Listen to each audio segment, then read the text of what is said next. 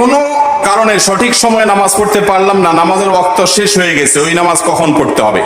যদি নামাজ ওয়াক্ত মতো না পড়তে পারেন, ভুলে গেছেন, ঘুমায় গেছেন, হঠাৎ জেগে উঠছেন, তাহলে তখনই পড়ে ফেলবেন। মান নামা আন সালাতিন আও নাসিহা ফালিউসাল্লিহা ইযা যাকারাহা ফাইন্না যালিকা ওয়াক্তু। হাদিসে আসছে, যে ব্যক্তি ঘুমে কারণে নামাজ পড়তে পারলো না বা কোনো বিশেষ ব্যস্ততা এসে ভুলে গেছে, তাহলে যখন স্মরণ হবে, যখন ঘুম ভাঙবে তৎক্ষণাৎ পড়ে ফেলতে হবে।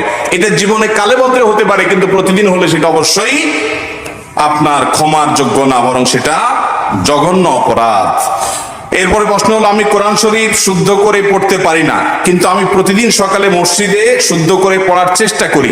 মসজিদের ইমাম সাহেব বলে, যারা কোরআন শুদ্ধ করে পড়তে পারে না কিন্তু সকালে মসজিদে কোরআন পড়ে, তাদের উপর আল্লাহ লানত পড়বে। কথাটা কতটুকু সত্য? নাউজুবিল্লাহ। কোন ইমাম যদি এই কথা বলেন, তাহলে সন্দেহাতীত ভাবে তিনি জঘন্য ভুল করছেন, তার ইস্তেগফার করা উচিত।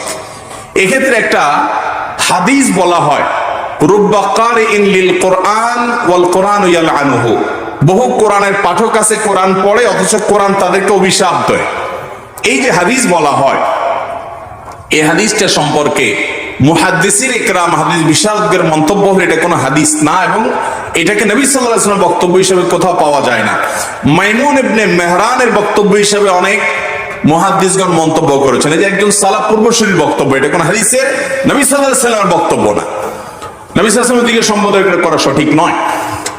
এটা হলো প্রথম কথা। দ্বিতীয় কথা হলো, যে ধরেও নেওয়া হয় হাদিসের অংশ হোক, সেটা মাইমুন ইবনে মেহরান তিনি একজন সালাফ, তার উক্তি হিসাবে যদি ধরে নেওয়া হয়, তাহলে তার অর্থ আপনাকে কে বলেছে যে কোরআন শুদ্ধ করার চেষ্টা করে তারপরেও সে শুদ্ধ করতে না পারলে লানত পড়ে? কে বলেছে আপনাকে?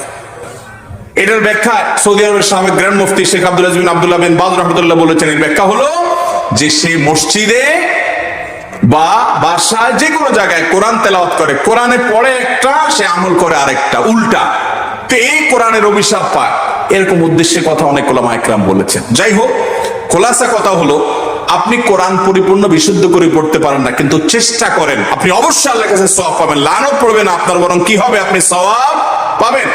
তবে হ্যাঁ, শুদ্ধ করার চেষ্টা করতে হবে। আপনি কোন একজন আলেম হাফেজের কাছে গিয়ে বলবেন, হুজুর আমার তেলাওয়াতটা একটু শুনেন। যদি মেজর ভুল থাকে, যেটাকে লাহানে জলি বলে, যেটা কারণে অর্থ পরিবর্তন হয়ে যায়, তাহলে সেক্ষেত্রে কিন্তু কি হবে? আপনার ওটাকে কারেকশন করতে হবে, কারণ ওটার কারণে আপনার নামাজ হবে না, নামাজ নষ্ট হয়ে যাবে। এই জন্য মিনিমাম অতটুকু আপনাকে শুদ্ধ করতে হবে। আজকাল অনলাইনে আপনি ইউটিউব থেকে মুখে মুখে উচ্চারণ এক্সারসাইজ করতে করতে, অনুসরণ করতে করতে আপনি 60% শুদ্ধ করে ফেলতে পারবেন। শুদ্ধতার একটা না, অনেকগুলো লেয়ার আছে। 100% শুদ্ধ এটা সবাই হয় না। আমারও অনেক তেলাওয়াতের মধ্যে আমার চাইতে আরো ভালো যারা তেলাওয়াত জানেন, তিনি অনেক সূক্ষ্ম সূক্ষ্ম ছোট ছোট অশুদ্ধ দিক বাইর করতে পারবেন। এগুলোর কারণে কোনো তেলাওয়াতের কারণে সওয়াব হবে না বা গুনাহ হবে, এরকম কোনো বিষয় না।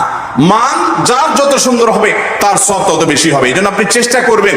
কিন্তু আপনি যদি পড়তে কষ্ট হয়, বিশেষ করে অনেক লোক আছে শুদ্ধ করতে পারে না, কিন্তু চেষ্টা করে আপ্রাণ, এই যে বেঁধে বেঁধে পড়ে, স্পিডি তেলাওয়াত করতে পারে না, শুদ্ধ করতে গিয়ে আস্তে আস্তে পড়ে, তার অনেক কষ্ট হয়। নবী সাল্লাল্লাহু আলাইহি ওয়াসাল্লাম বলেছেন, তাদেরকে বরং আল্লাহ তাআলা ডাবল সওয়াব দান করবে।